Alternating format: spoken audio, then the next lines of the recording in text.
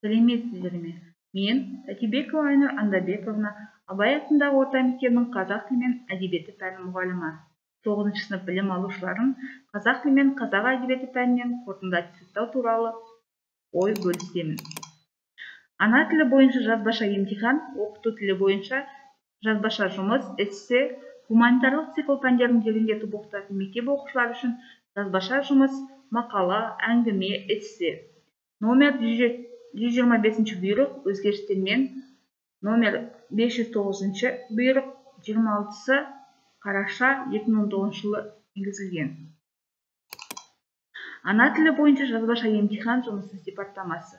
Оқылым және жазылым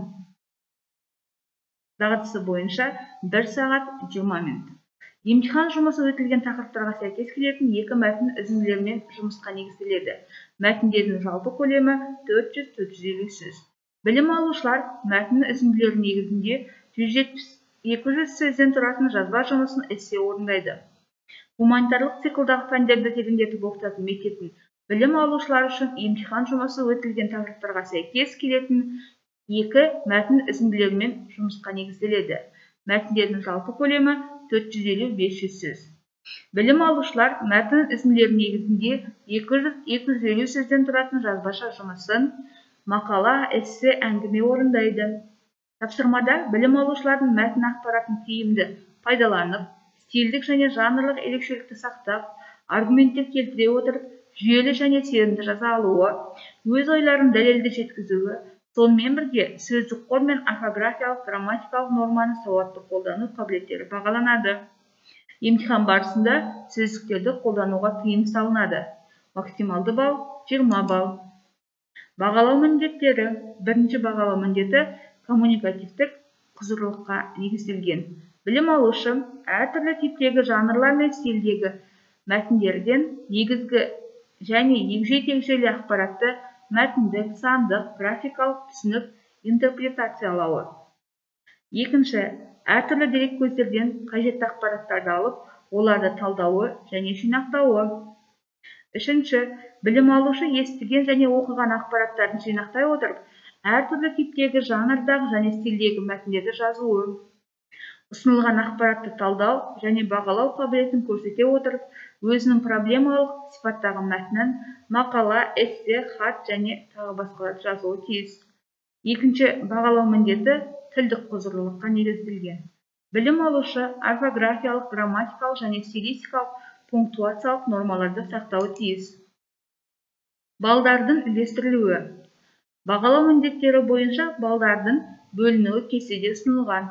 Бағалау міндеттері. Бірінші бағалау міндеті коммуникативтік құзырлылыққа емтихан жұмысында 10 балл, екінші бағалау міндеті тілдік құзырлылыққа емтихан жұмысында 10 балл, барлығы 20 балл қойылады.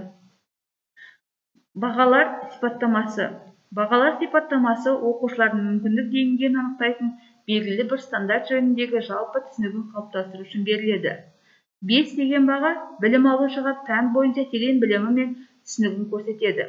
Әртүрлі типтегі жанр мен стильдердегі мәтіндерден негізгі және қосымша ақпараттар түсініп, өңдеп қолданады. Коммуникативтік міндеттерге жауап бере отырып, мақсатты аудиторияның назарын өзіне аудара алады. Идеяларды терең түсінгендігін көрсетеді. Ақпаратты терең талдау және бағалау қабілетін көрсете отырып, ұсынылған тақырыпты толықтай ашады. Ойын жүйелі, еркін жеткізеді. Тілі жатық, тақырыпқа сай лексиканы ұтымды, дәлме-дәл қолданады. Жанрлық және стильдік ерекшеліктерді мәтін құрылымын қатаң сақтайды. Бірден көп емес орфографиялық, грамматикалық, пунктуациялық ұсақ қатесі бар немесе мүлде жоқ. 4 деген баға білім алушы пән бойынша жеткілікті білімі мен түсінігін көрсетеді. Әртүрлі типтегі жанр мен стильдердегі мәтіндерден негізгі және қосымша ақпаратты түсініп, өңдеп қолданады. Коммуникативтік міндеттерге жауап бере отырып, мақсатты аудиторияның назарын өзіне аудара алады. Алайда, маңызды идеяларды назардан тыс қалдырады.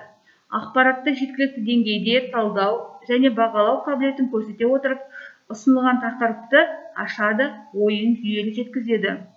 Тілі түсінікті, тақырыпқа сай лексиканы орынды қолданады. Жанрлық және стильдік ерекшеліктерді мәтін құрылымын сақтайды.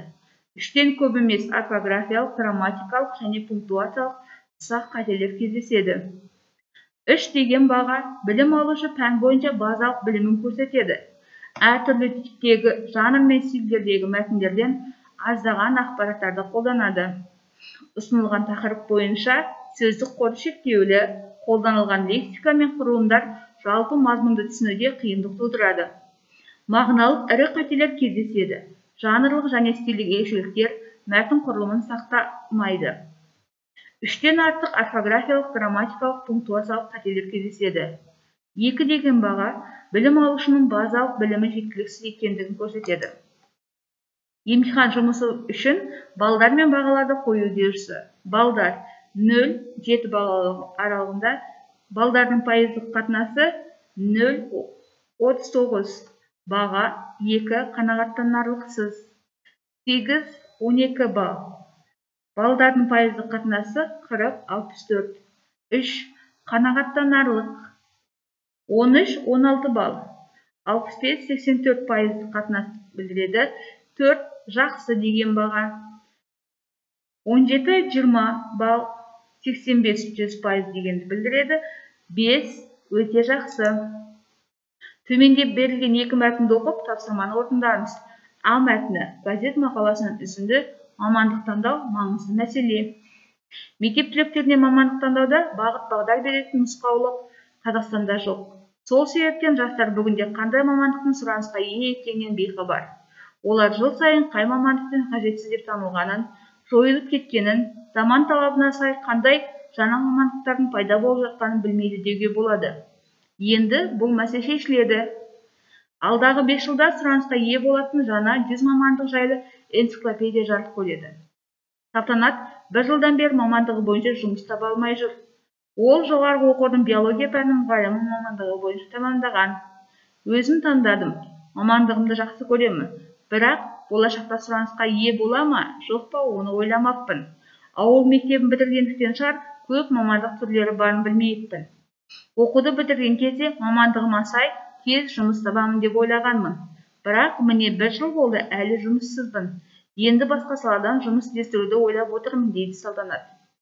Қазақстанда жоғары оқу орындарында таңдау көп. Алайда жас түлектердің көпшілігі тегін оқу деп жаны қалайтын мамандық бойынша оқуға түспейді. Қалаған мамандығын меңгермеген соң жұмыс істеуге құлқы болмайды. Ұрпақ тағдыры білім қозғалысының жетекшісі Ерсайынның есебінше мектеп бітірушілердің 20-30% ғана мамандықты дұрыс таңдайды.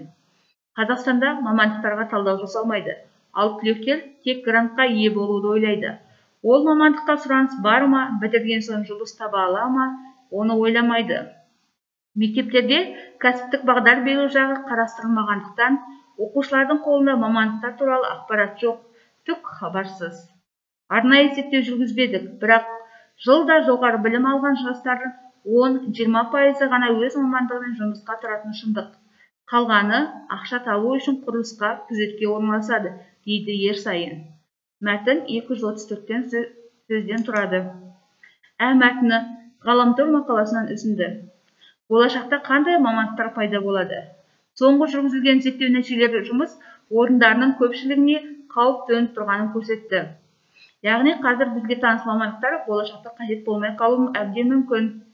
2020 жылға қарай әлем бойынша еңбек нарығында 40 миллионнан жоғары білімді маманға қажеттілік болады деген болжам бар.